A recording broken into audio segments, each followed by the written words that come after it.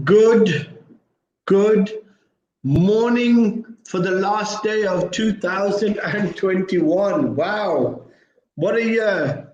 And today, we don't have to make any introductions. We've got the famous Mr. Singh, Lakhi, the mixer, the rixer, the fixer, the man who can fix all your problems, Mr. Lakhi Singh, who is on with me this morning. So I wasn't going to introduce him on because I think it's just a disrespect of his greatness and his what's it now, the greatness and the fame of this gentleman.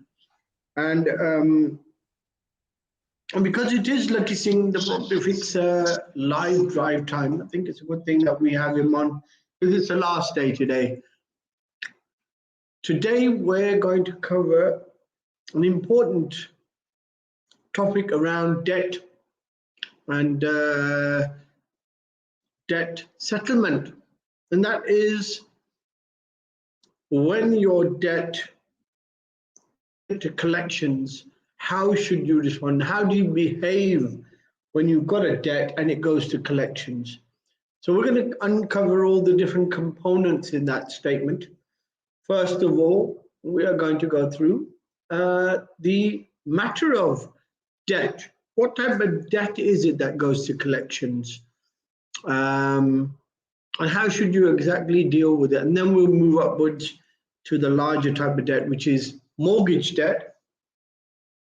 And obviously that becomes a bit more complicated. And when it goes to collections, how should we behave with the lender bank? So before we start, I want to ask Mr. Singh what he thinks about 2021, because we will see each other next year on Monday. Is that right, Mr. Singh? Yes, I think it's going to be a very exciting new year. It's been certainly a very tough year for a lot of people. I've spoken to a lot of people. They've found 2021 and 22 incredibly turbulent because of one thing or the other, the pandemic, Brexit. How did they find 22 turbulent, Mr. Singh? Are they back to the future, my friend? 22 Sorry, I hasn't meant started 2021 and 2020 actually very turbulent. Yeah. So I think it's been quite a tough year for a lot of people because nothing's been the same. And I think people are creatures of habit. And if everything around them is not what they're used to, they find that incredibly difficult to assimilate. And that itself actually creates a lot of anxiety and difficulties for people because people like to know where they stand with things. So the unknown is actually very difficult to embrace. So maybe 2022, I think the message should be embrace change because you don't know what's around the corner.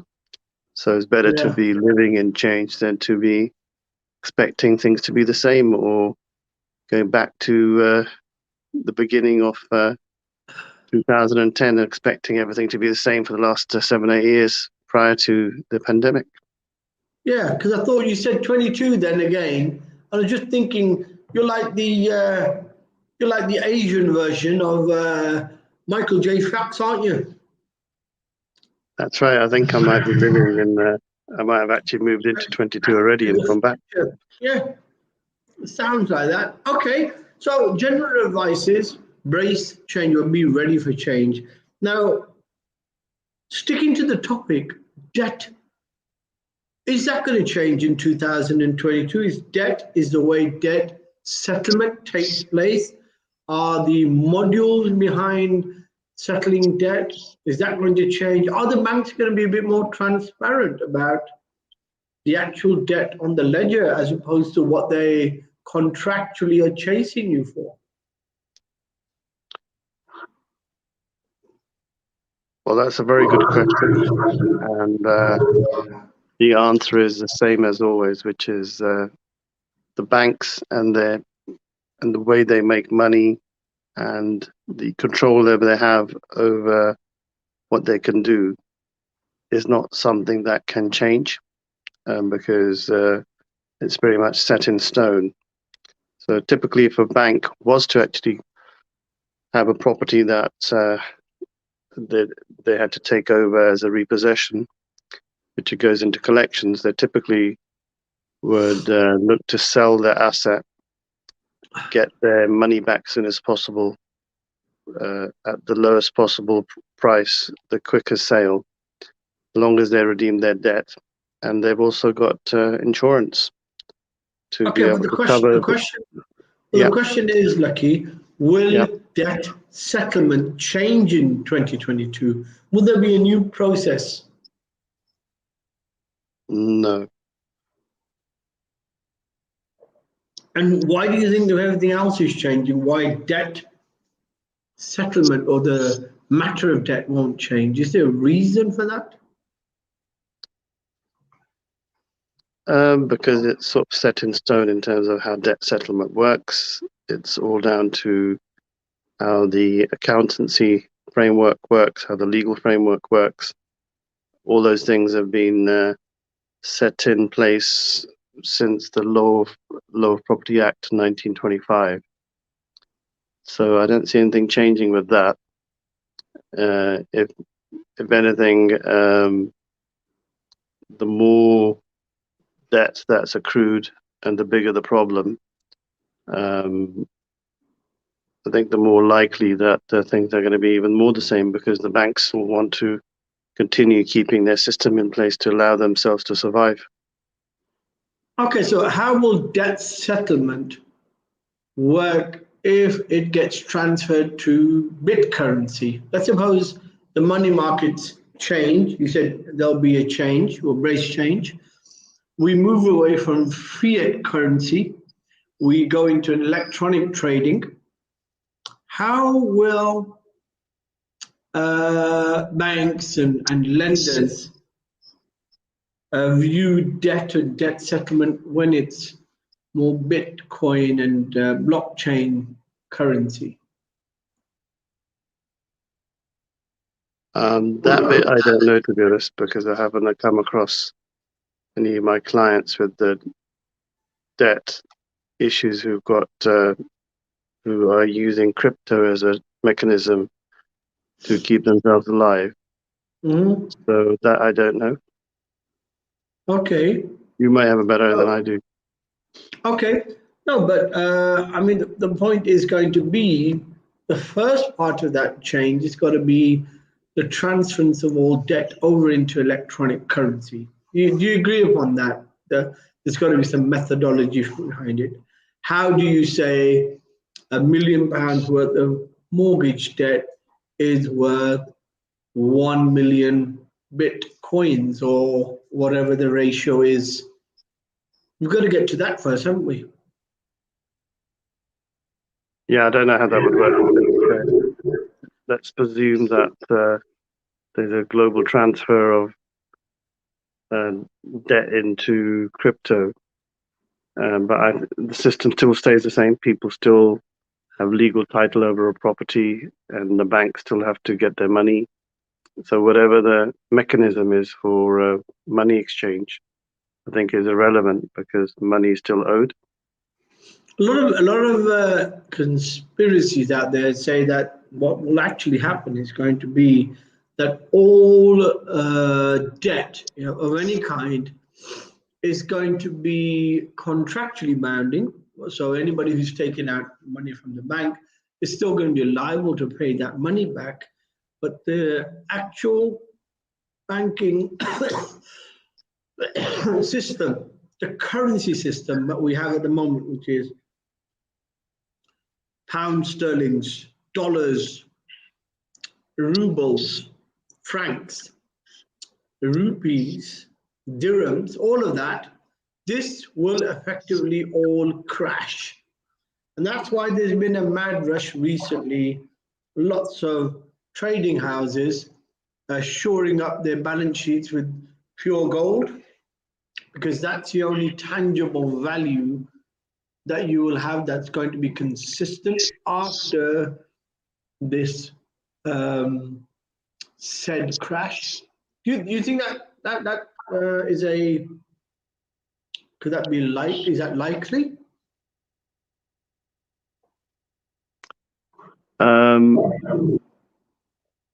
Well, anything is possible because if you've managed to displace people and create a situation where you've got a state control type situation where everybody's worried about their basic needs under Maslow's hierarchy of needs, which is their shelter, their food, their well-being, their health. Basically, if you created that environment, anything could really happen. Anything could be around the corner. So the likelihood of whatever's going on behind the scenes with the markets, with the potentials of a new currency, I think it's a higher probability, considering now that we're in a global pandemic type situation. And one could argue that the perfect time for perfect storm for something like that to happen. Okay, well, I'm gonna hit up on continue with the topic on debt first. Gonna ask you to identify the type of debts there are in the market. How do you classify debt? Well, the typical type of debt you get is mortgage debt, and then you get credit card debt, and then you get under mortgage debt you get residential debt where somebody's a homeowner, and there's a lot of regulated lending from regulated lenders such as large institutions that lend to you personally for purposes of buying a house or living in a house. The second type of lending is the same, a mortgage debt, but it's considered to be commercial lending, which is unregulated, still lent by the banks, but you don't have to be as regulated, but you can still lend out money.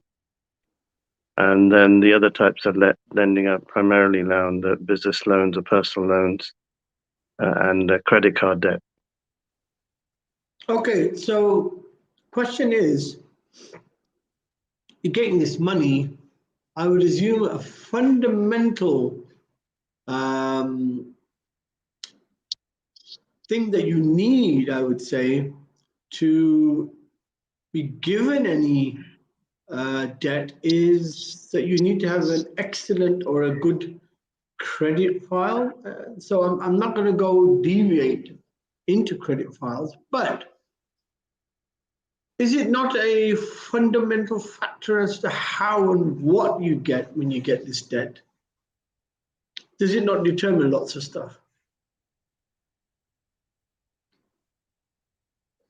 Well, it basically goes in your credit file and then determines the level of whether you are the right fit for any type of lending.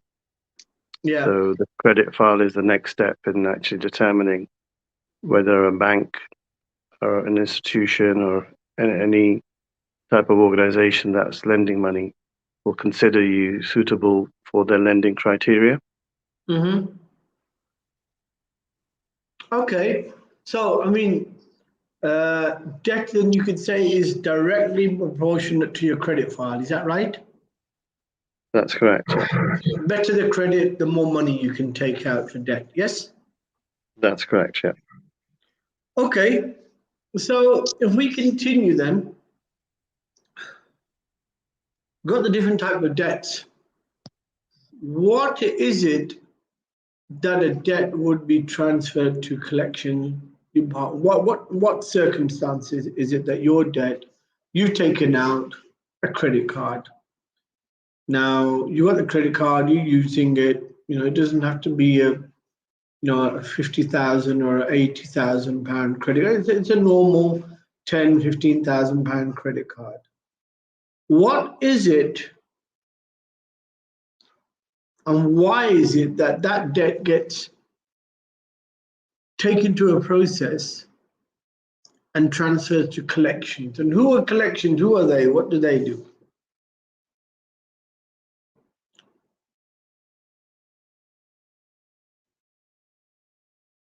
Yeah. So basically, collections are determined by the type of debt that you've taken out. So in the mortgage type situation, if you've taken out a personal or a residential mortgage, the banks tend to have a certain telephone call type process where they may even ring you, and also have a letter process where they'll send you letters warning you, and that could lead to, they've got a collections process basically, which is determined upon regulations by the government in terms of what they've got to do to be able to give you a little bit of time to be able to allow yourself to think through how you're going to get yourself in a position to pay off any arrears, or if you've gone into default, or whether you've missed a payment. So all those things are part of their process. So if you are in arrears or you have accrued arrears, then you probably get certain types of stronger letters. If you got into default, if it's even stronger, and then you are likely, as a householder anyway, to be summoned to court if you're not complying with their collections criteria. And on the other hand, if it's more of a commercial loan, it's unregulated. There is a position by the banks where they can come in with stealth and literally write your letter, say, well, you missed a payment, or you're in arrears by X thousand Yeah. for the last 2 months. So technically you're in default, considered to be default by your contract. So we're appointing receivers to start now collecting any rents directly from you, and we have the power of sale to sell the property to our receivers. So it's those two situations that can occur, and collections, I'm presuming, would be the process by which they're going to be communicating with you to collect your outstanding arrears, or collect the total amount of money that's owed, which is the total mortgage debt, depending on which point they are in the process of collections. Okay. So what do you think? Is a process of debt collection, is that fair? Does it give you enough time to respond and communicate and give alternative options or choices to the bank? Or does it happen fairly quickly? How does it work?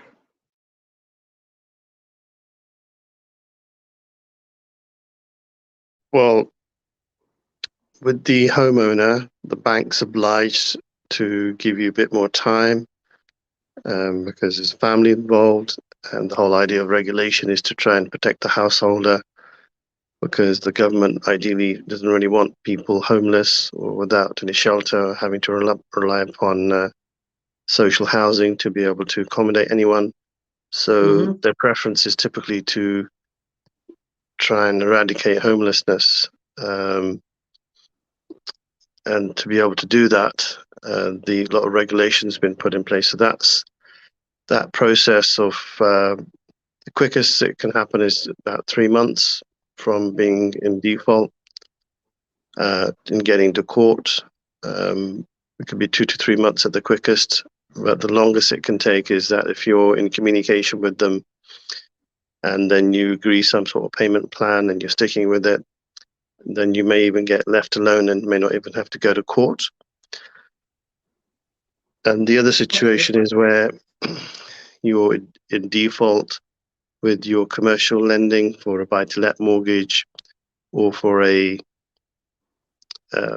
loan against a business of sorts, then I think they're more likely to come in stealth, because the powers of the Law of Property Act 1925 allow the receivers and the bank a lot more power to be able to collect rents from your tenants, and also to be able to have the power of sale.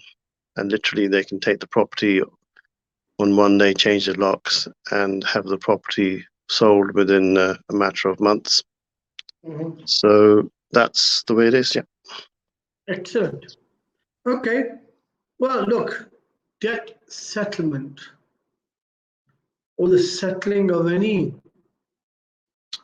debt, requires good communication and transparency, and debt needs to be clear for anybody to recognize that the debt is real, so that they can take you to court if they wish to. But we'll leave that aside for now. So the banks normally take a reasonable time, which is what they're required to do. The word is forbearance, that they give you ample time to raise or to come up with some alternative arrangement, as I call it. Do you think in normal cases alternative arrangements are helpful in debt settlement?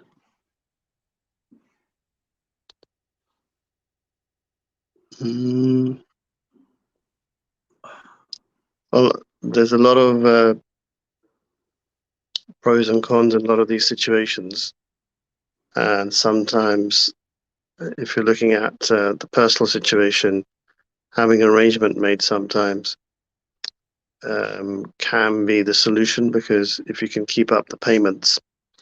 But if you've lost your job and then you're borrowing money from family, then some of these arrangements can be quite weak, and they may not actually be enough to satisfy solving the problem. So I think if you're not aware of how the banks work, then you have to be very careful about the overall process, and actually just ensuring that you are comprehensive understanding of really what can happen. So those arrangements only work up to a point. Okay. And when people take out debt, do they always sort of know that they're going to end up in financial difficulty? Or is it sometimes people just get money easily, so they take the money when they can? Well, I think the way the lending system is set up is that it's so easy to borrow money. And a lot of people that may not even need so much money tend to borrow it. But when their circumstances change, they may not have thought through all the implications of actually from being in a sound financial position to being in a, let's just say, somewhat precarious financial position. And I think the combination, the point at which they're going to be in trouble, and the implications of it, I think, are hardly understood by anybody, really. It's not, most people don't expect to get into debt. They don't expect to get into arrears or defaults. A lot of people tend to have a slightly positive outlook about their financial position, but things do happen. People do fall ill. If you've got husband and wife both working, taking on debt, one may not be well. There may be illness issues, maybe loss of employment, maybe a change in the marketplace, which means that the industry sectors they're in, that's no longer strong and the employment situation isn't any good. So there's lots of factors which could actually put you in a position that you may not have considered. So I think, yeah, I think it's a huge problem where people live in a very positive frame of mind about taking on debt, but not realizing the full implications.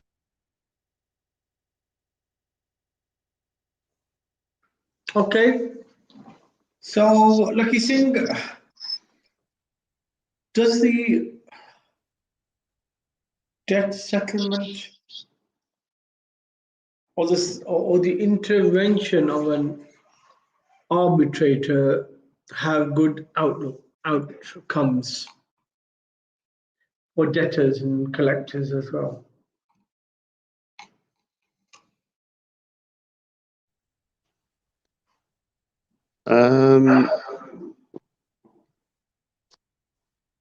Well, there isn't really anybody who's independent who comes in to arbitrate, really. I mean, the courts technically, on the whole, have a very set formula, and it's a very sort of a hit and miss type system. So you may have one judge that maybe always rules in a particular way based upon a particular circumstance. And the exact same case may be judged in a completely different way. So it is a bit of a gamble in terms of where you may end up in the courtroom system, the collection system. So one part of the system is understanding really what the bank's going to do, where they're coming from, and how their collections work, which is not an easy process by any means for any householder or any property investor or a commercial property business owner. And then again, if you've got somebody who's well, in both those situations, it's very difficult to predict what's going to happen with the bank side. And then if you do end up having to go to court as a homeowner, how the court will look at things may not be as favorable, because it all depends on the judge and how they feel, how they may look at things and what their general way of operating is. So there's lots of unknowns. And then when it comes to commercial property, unregulated property, it's 10 times worse, because you're not even given a chance to have any sort of independent arbitration. Everything's done by stealth. So you don't have a choice as to really how LPA receivers and the bank, and you're given pretty much zero choice. There isn't any arbitration as such in that process. Okay, so debt settlement, is it easy or difficult? It's difficult, it's complicated. It's highly, it can be highly, it can be high anxiety, high stress if you don't know what you're doing, because the word debt itself,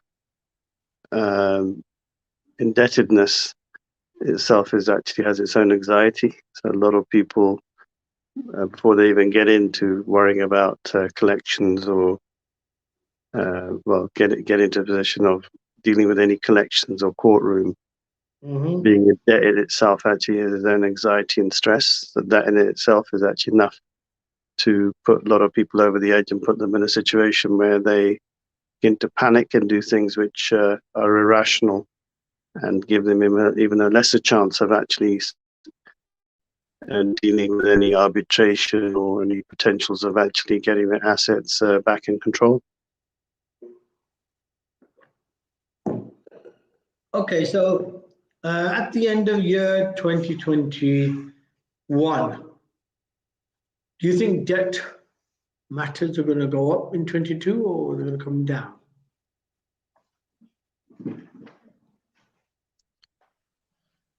I think debt matters are going to be going up, definitely. I think the way things have actually transpired over the last couple of years, you've got quite a lot of property inflation. Property prices have gone up by about I think 11.8% over the last year. Mm-hmm. In London, not so much. I think they've gone up by about 7 or 8%. So what comes up must come down. There's a really like an indefinite level of price increases in property. I think always sort of goes up and then it does come down. So because we've had a lot of price inflation for the last 12, 13 years or so, and also because of the pandemic, we've got a very complicated situation now where things seem to be getting from good, sort of bad to worse to potentially terrible with this new Omicron. So I think what we're going to have to do is to try and work. Hold on 1 second.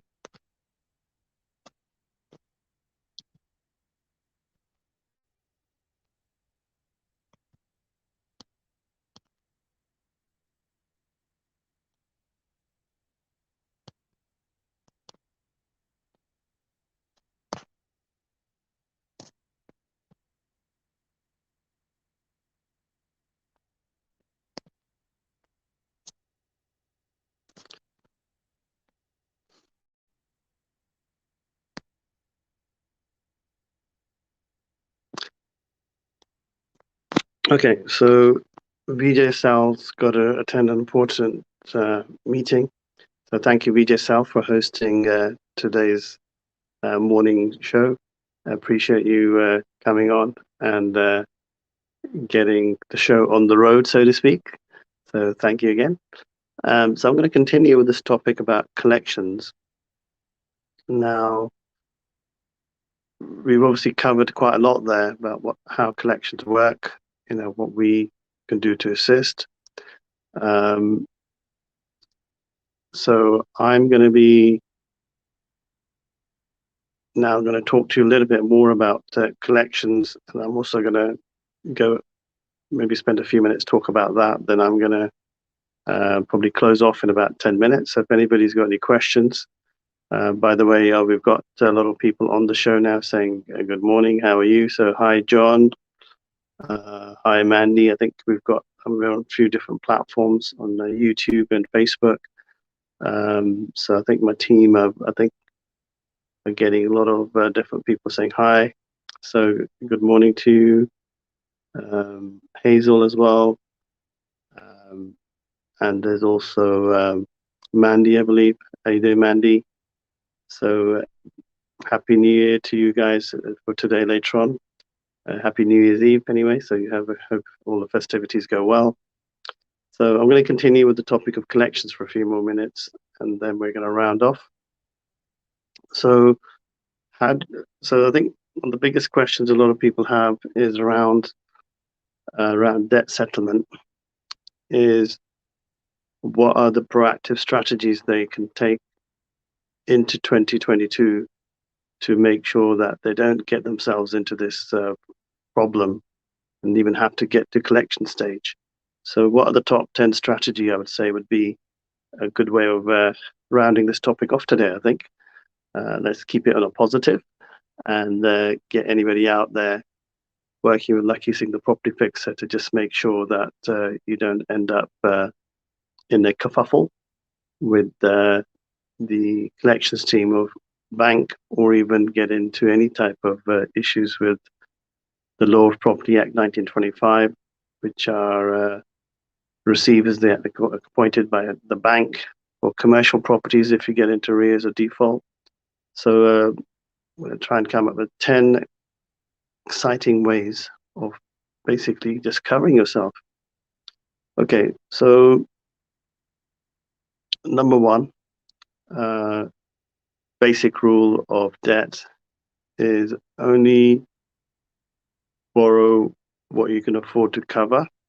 So I would say the first major rule of actually just making sure you don't get into a collections type situation is to just make sure you do actually have you are in a position where you have access to maybe fixed rates, that then you amount of money that you know that you can afford, and if there was a rainy day that you've got enough money to cover yourself. So interest rates do go up, you don't end up in trouble. So golden point number one is get yourself on a fixed rate. Number two, and I think this is fundamental now this day and age, is have at least 2 years of backup funds lined up as a backup to make sure that if something were to go wrong, that you're in a position to be able to continue making payments if you lose your job, if you fall ill, if you've got you've got to move to a job where you can't really sustain the same sort of income because you're in a good income sort of situation. So second point is really accrue backup money to cover yourself, and that goes for both a residential homeowner and also anybody in the commercial field working in property as a property investor or a business owner. So have those accruals to cover your rent, because without the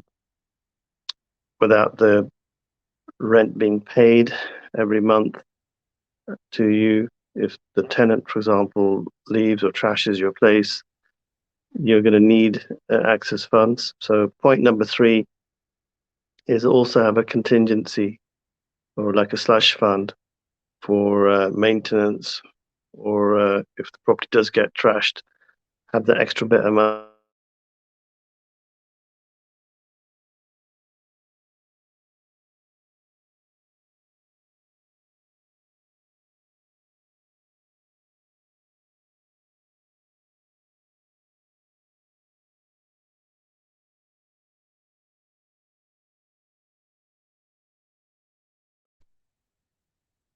Oops, sorry, we got cut out for a second. So point three is to have some sort of maintenance and slush fund if something does go wrong with the property, to cover your costs. So 3 nuggets there for the moment. So number 4, this is something I learned the hard way actually, so it's very useful to know, is to actually have a weekly, a daily, weekly, monthly, yearly sort of cash flow, or your ins and outgoings for your business and for your personal cash flow. So that way you can plan ahead. You know how much money you've got accrued for your personal finance. This is even more important for a business or a buy-to-let property owner, or a commercial business owner that has commercial properties, is to actually have a cash flow where you manage your forecast and you work ahead of yourself, so you always know where you're at. So having that is actually quite critical, and I don't think many people realize how fundamentally important it is to have collections. You do have a collections issue where somebody's trying to collect from you. That if you've got a cash flow, you can actually work out what's going to happen ahead of time. Gives you time to plan. So if you use up your accruals all of a sudden from your maintenance budget or your money that you accrued, because a lot of unforeseen things happen, then if you can see it daily, weekly, monthly, quarterly, you can then start planning ahead of time. And if you do need contingency funds, then they're available. So that's having a cash flow forecast spreadsheet. Number 4, Number 5, I think the other really fundamental thing that can help anybody in this situation is, how do you avoid yourself getting into any of these type of situations in the first place? I think having a good accountant is helpful. And you can always look to them for advice about what to do, how to manage your affairs. Having a good, basically point number 5 is actually having a good power team. So, for example, if you have to spend a lot of money to try and fix up your house, you've got a good power team, you might be able to do things at a lesser cost. And if you've got good solicitors, if you do have a legal problem with a tenant, or you're not sure about an arrears issue you've got with the bank, and if you've got the right team in place from a legal point of view, then that's important. Having a good property sales or estate agency or a contact in the sales side of business, or access to property buyers, having the right builder, surveyor, and these type of professional people in your circle, I think is critical. I think at least a pool of 1 or 2 core ones that actually really know your business well and can help you to take you to the next level. I think that's critical. So you could be doing really well actually if you get this power team in place properly. So I think that's at least 5 or 6 golden nuggets. I'm losing count. So point 7. What else can you do to optimize your position when you are going out buying assets? So, and also then managing them, maintaining them, making sure that you don't have to deal with the collections ever. So the other point is gearing. I think it's important to understand what you can and can't borrow, and also important to be not misguided by your valuations. A lot of people have an inflated understanding of their assets and how much money they can borrow and what they can get away with. That the money that you can borrow may not be what you can borrow. So understanding, first of all, how valuations work, what the value of your assets actually are compared to what you can actually borrow. A lot of people do not understand things like bridging or even buy-to-let finance, and also specialist bridging and finance products. So really, I think number 7 is really understanding the lenders that are out there that can help you with personal lending and business lending, in accessing emergency funds and accessing funds to actually borrow money to be able to do a project, and also looking at alternative sources of funding, because sometimes a problem is not a problem. A problem may be just that you've got, you can basically, rather than dip into your own pocket, you may be able to borrow cheaper money. So the accruals you got, you don't have to be necessarily using them to solve a problem. They may be like money really you only touch if you can't get it from institution or from a private lender or even a joint venture partner. So in circumstances where somebody's got a buy-to-let property and they've used up all their reserves, so they're not in a fixed rate and they're highly vulnerable because they can't afford to pay their monthly payment, maybe you may be able to work with somebody who's a creative lender. They'll lend you the money temporarily for a year, and they may want a higher return, but at least stop the problems of having to deal with the receivers or to deal with the collections department from a bank. So that's point 8.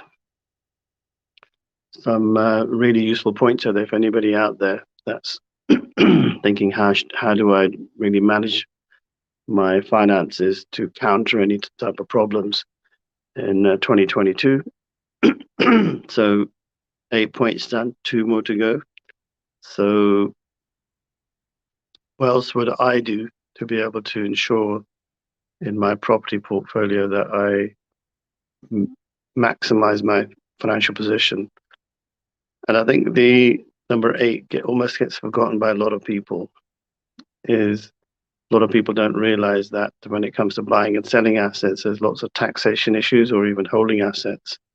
So if you've got a very good tax accountant, you could save yourself massively on stamp duty, and inheritance tax, on capital gains tax, and anything related to your income tax.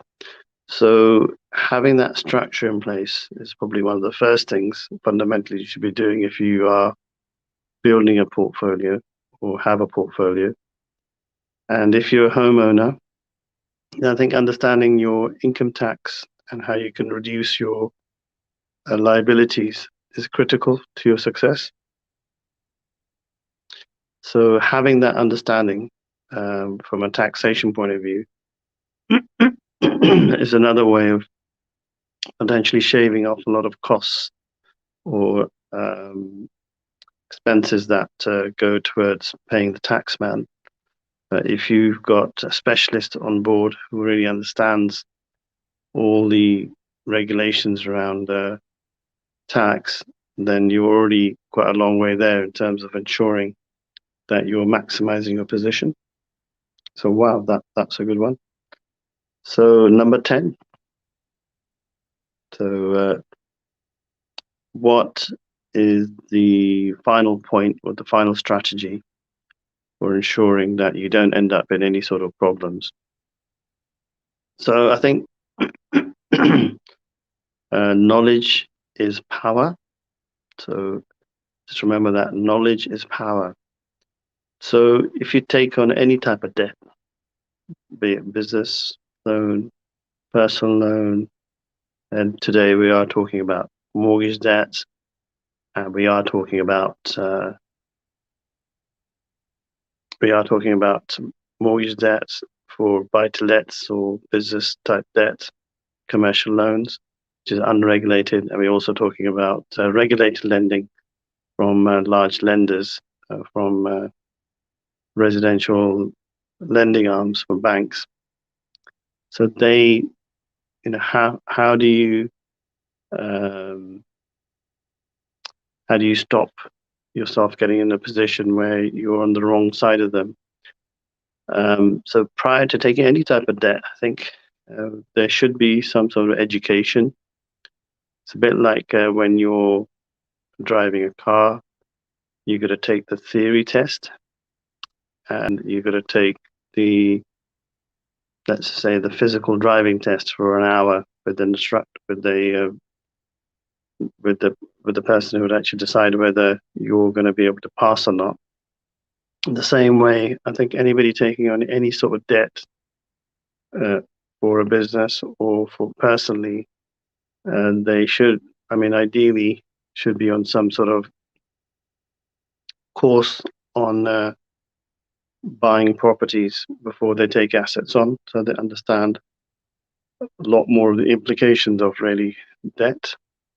And so if you understood, it's a bit like the theory test on, if you're looking to pass your driving test, if you understood the theory behind taking on property debt and what the implications are, that could be a mass bonus for you in terms of saving yourself from that problem.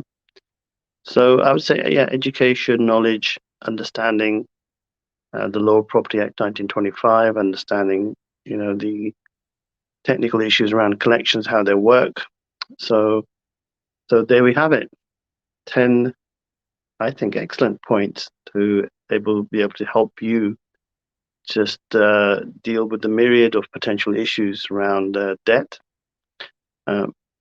But putting a lot of these things in place, they are probably some of the most effective tools in actually allowing you to be at your best in managing, running, organizing your personal residential house if you're a homeowner, to also, if you're a business owner or a property investor, to manage your affairs in a very comprehensive, holistic way.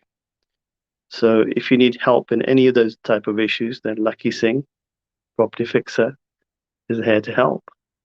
So there we have it, a very comprehensive 10-point approach to making sure that you're actually ahead of the game when it comes to property investment, and ensuring that you don't ever had to deal with any type of debt issues ever from following those golden principles. So I hope that helps. On that note, I'm going to wish all of you a very, very happy new year for later on tonight at 12 o'clock, as we are now on the 31st of December 2021. I'm trying to get my years right. So hope you have a wonderful time with your loved ones. You know, if you're going out and party, then be careful out there. So lots of love from Lakhi Singh, the property fixer, from Vijay Sal, and from the team here. And we look forward to catching up with you in 2022. And if you need anything from Lakhi Singh, the property fixer, any help at all in growing your property portfolio, selling your assets, raising finance, and you're looking for a new income opportunity, or you want to put up your property for sale, we have a portfolio for sale or anything like that, or you need any help or developing a power team at a more of a commercial level, then Lakhi Singh, the property fixer, is here to help.